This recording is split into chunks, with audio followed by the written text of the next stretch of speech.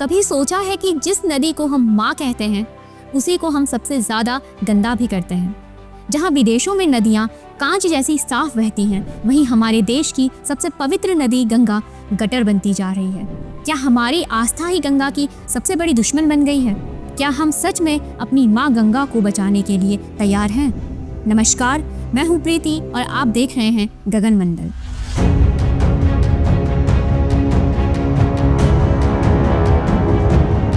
गंगा केवल एक नदी ही नहीं, यह हमारी संस्कृति, हमारी सभ्यता और हमारी आस्था की आत्मा है। ऋषिकेश से लेकर वाराणसी तक, प्रयागराज से लेकर कोलकाता तक, गंगा किनारे बसे शहर हमारी विरासत के गवाह हैं। गंगा भारत की सबसे पवित्र और महत्वपूर्ण नदी है।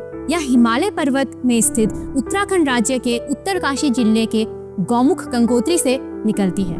भारत के कुछ प्रमुख राज्यों से होते हुए बंगाल की खाड़ी में गिरती है। लगभग 2525 किलोमीटर का सफर तय करते हुए गंगा न जाने कितने प्राणियों को जीवन देती है। हर साल करोड़ों लोग गंगा में स्नान करते हैं, यह मानते हुए कि इससे उनके पाप धुल जाएंगे। लेकिन क्या होगा जब खुद गंगा ही इतनी गंदी हो जाए, लेकिन उसमें पाप तो क्या पैर भी न रखा जा सके। धर्म के नाम पर लोग गंगा में पूजा की सामग्री, प्लास्टिक और यहाँ तक कि अधजली लाशें तक बहा देते हैं। क्या यही आस्था है या फिर यह सिर्फ हमारी जिम्मेदारी से भागने का बहाना है?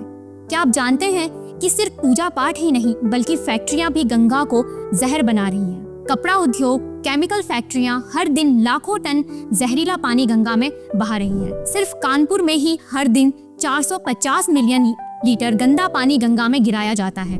यह पानी इतना जहरीला है कि इसमें ऑक्सीजन की मात्रा ना के बराबर होती है। इससे लाखों मछलियां और अन्य जीव मर जाते हैं। क्या हम गंगा को बचाने के लिए कुछ कर रहे हैं? क्या कोई ऐसा देश है जहां नदियों को इतनी इज्जत मिलती है जितनी हम गंगा को नहीं दे पाते? लेकिन दोस्तों, हम सिर्फ नदियों को इज्जत देते हैं लेकिन उन्हें साफ नहीं रखते। अब जरा तुलना कीजिए स्विट्जरलैंड की राइन नदी, फ्रांस की सीन नदी, जापान की कितकामी नदी और अमेरिका की हडसन नदी। यह साफ सुथरी, निर्मल है।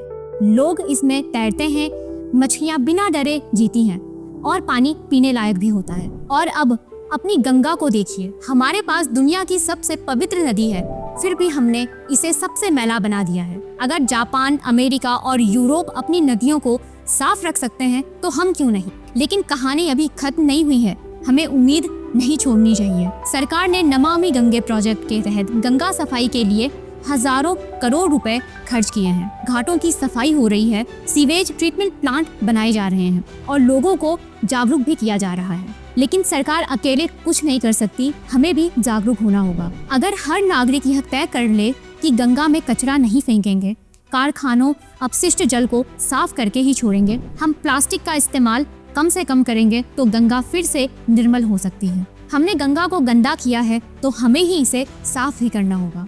अगर आप गंगा को सच में माँ मानते हैं तो उसे गटर मत बनने दीजिए। तो दोस्तों, आज के लिए इतना ही और ऐसे ही सामाजिक मुद्दों के लिए बने रहिए गगन मंडल के साथ और हमारे फेसबुक पेज को फॉलो करना ना भूलें।